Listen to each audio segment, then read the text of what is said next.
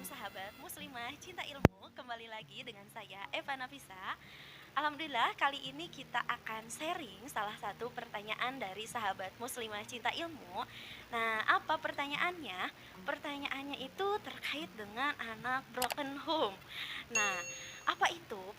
Yaitu ketika dia akan menikah. Nah, dengan anak broken home ada rasa ragu. Nah, kali ini ada yang berbeda nih. Kita sharing ya, sharing bersama suami saya sendiri, Kang Subhan.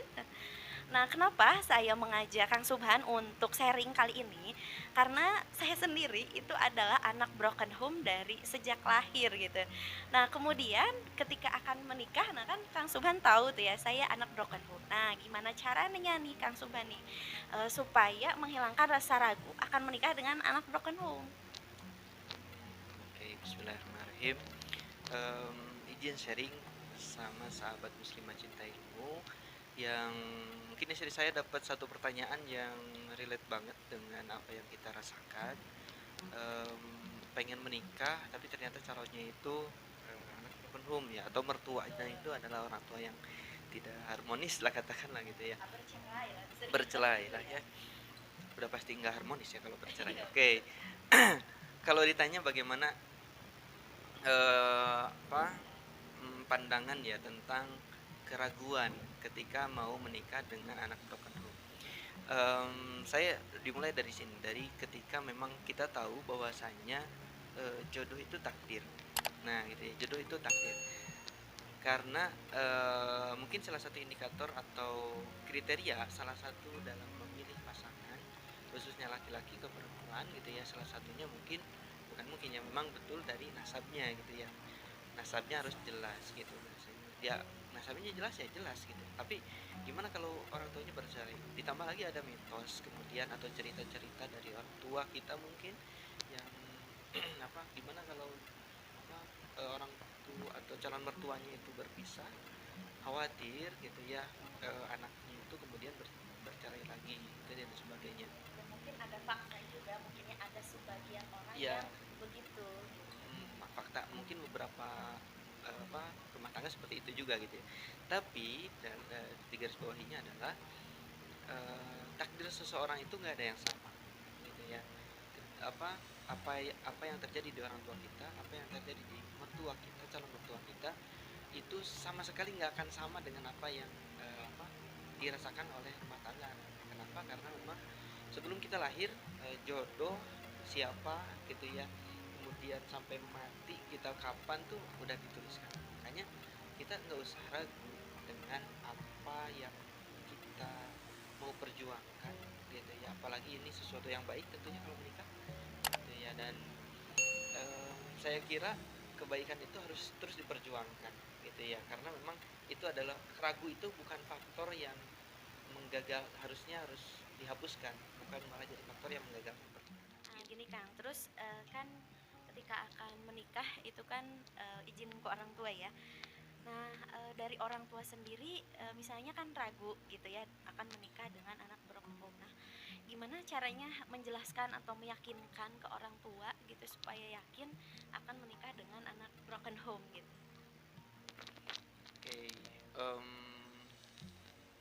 karena memang ini pengalaman yang apa yang dirasakan sendiri, karena ketika menikah mungkin betul orang kita gitu ya itu harus menjelaskan siapa yang menjadi calonnya, bagaimana keluarganya, bagaimana nasabnya dan sebagainya. Memang itu harus dijelaskan, harus clear ya, karena memang menikah itu bukan satu atau dua orang laki-laki perempuan menyatu, tapi memang menyatukan dua keluarga besar gitu ya. Makanya semuanya harus clear karena semua bisa menjadi faktor keharmonisan dari keluarga tersebut.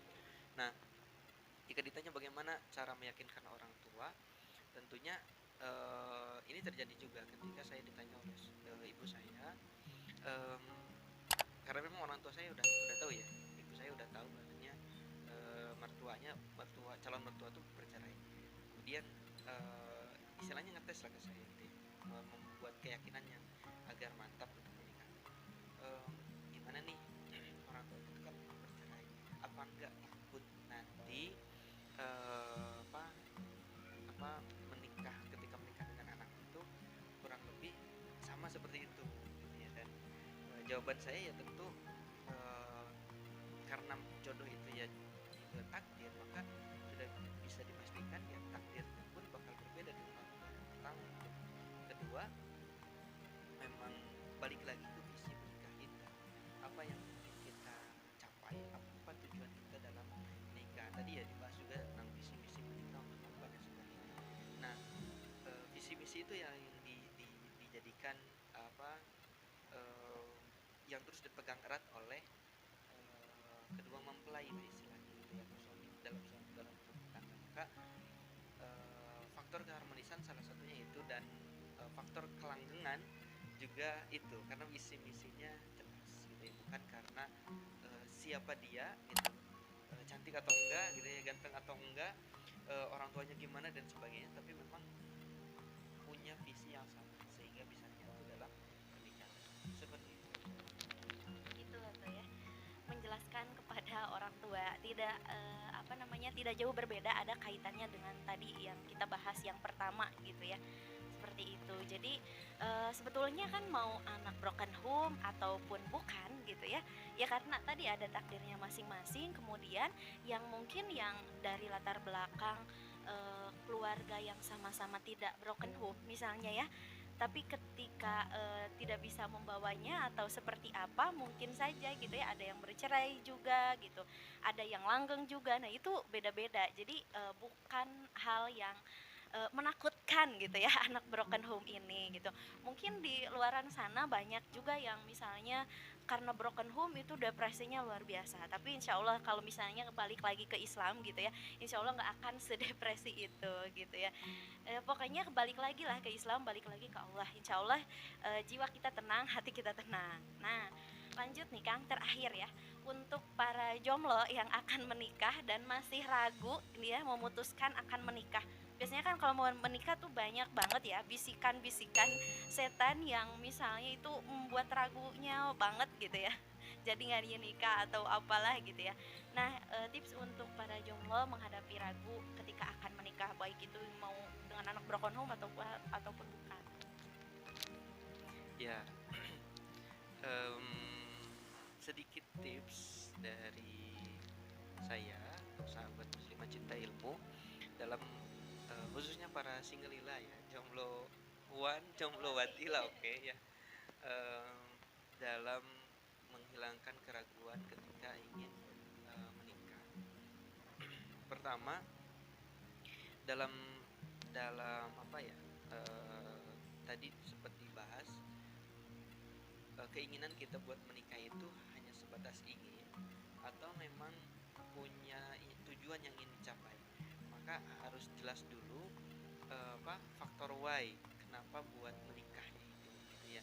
Rasul tujuannya gitu ya, Rasul pun sudah mengingatkan gitu ya, wahai para pemuda gitu ya, jika memang sudah sanggup gitu ya, maka menikah. Sanggup di sini adalah bukan dalam hal materi gitu ya, salah satunya bukan salah satu materi, karena materi pun sangat harus dan perlu, tapi yang paling utama adalah kesiapan mental gitu ya, dan dari keinginan apa yang mendasari kita buat menikah, apakah karena nafsu kah ataukah karena em, kekayaan kah gitu ya. Nah, itu jadi faktor juga. Kalau kekayaannya habis, cerai dong ya, kayak gitu. Itu banyak terjadi ya di negara kita. Nah, itu yang pertama. Yang pertama harus jelas dulu visi apa, tujuan kita apa gitu ya, menikah. Kemudian em, ini mau umum ya, bukan bukan cuman buat keraguan ekonomi. Nah, kemudian Sudah di-clearkan. sudah dikelirkan. Nah, eh, kayak gini, ada juga yang muncul ketika keraguan, ketika mau menikah itu muncul keraguan. Yang ingin saya garis bawahi adalah keraguan ketika mau menikah muncul, ragu di sana adalah karena syaitan. Tapi juga ada juga menikah itu kan kebaikan, tapi kemudian ada yang ragu mau menikah itu dari setan. Ada yang tergesa-gesa mau menikah itu juga bisa jadi dari setan gitu ya. Tergesa-gesa tuh apa? Nah, Ingin cepet-cepet gitu. tergesa-gesa ingin menikah gitu, padahal kesiapannya belum mampu, baik dari perempuan baik laki-laki gitu ya. Pokoknya nikah aja dulu deh, terus tergesa-gesa dalam nikah bisa jadi itu karena dorongan syaitan. Yang pasti kita tuh harus tenang dan harus sangat detail memikirkan apa yang ingin dipersiapkan dalam ketika menuju pernikahan. Kemudian itu yang kedua. Yang ketiga itu em, hilangkan dengan zikir dan istikharah. Itu faktor yang paling penting saya katakan, karena memang kita tuh eh, langsung berhubungan dengan sang pemilik informasi terluas gitu ya, istilahnya tuh kayak gitu. Kita pengen tahu apa ya, tempat yang paling bagus, tempat liburan yang paling bagus, tentu nanya ke orang yang pernah liburan ke sana kan, kayak gitu ya. Nah, tentu kita pun kalau ingin tahu bahwasanya jodoh kita mana yang paling bagus, maka yang tahu jodoh kita yang terbaik itu siapa? Ya Allah. Makanya kita pun berhubungannya atau istilahnya komunikasinya sama Allah. Orang tua kita belum tentu tahu gitu ya secara keseluruhan tentang calon kita. Mertua kita belum tentu tahu juga gitu ya keseluruhan tentang anak. Faktor yang ya apa tadi ya yang kita inginkan ketika Allah eh, menunjukkan apa yang terbaik buat kita, itu bisa jadi lewat mimpi, lewat keyakinan, ragunya hilang gitu ya. Itu salah satunya. Maka ketika sudah taqarrub ila Allah, kemudian sudah melaksanakan istikharah, maka insya Allah Allah bakal kasih Allah bakal hilangkan keraguan, Allah bakal masukkan dalam diri kita itu keyakinan ketika ingin menikah dengan seseorang, dan itu niatnya lurus seperti itu. Iya, baik, terima kasih. Alhamdulillah nih ya tadi sudah dijawab pertanyaan-pertanyaan demi pertanyaan dari sahabat muslimah cinta ilmu. Mudah-mudahan terjawab gitu ya, dan mudah-mudahan bermanfaat sharing kita kali ini gitu ya. Terima kasih, kita pamit dulu. Jika ada pertanyaan lagi dari sahabat muslimah cinta ilmu, boleh ke admin muslimah cinta ilmu ataupun ditulis di kolom komentar ya. Nah, baik, jika video ini dirasa bermanfaat, share sebanyak-banyaknya. Jangan lupa subscribe, like, dan komen. Terima kasih. Muslimah cinta ilmu, lebih baik dengan ilmu. Wassalamualaikum warahmatullahi wabarakatuh.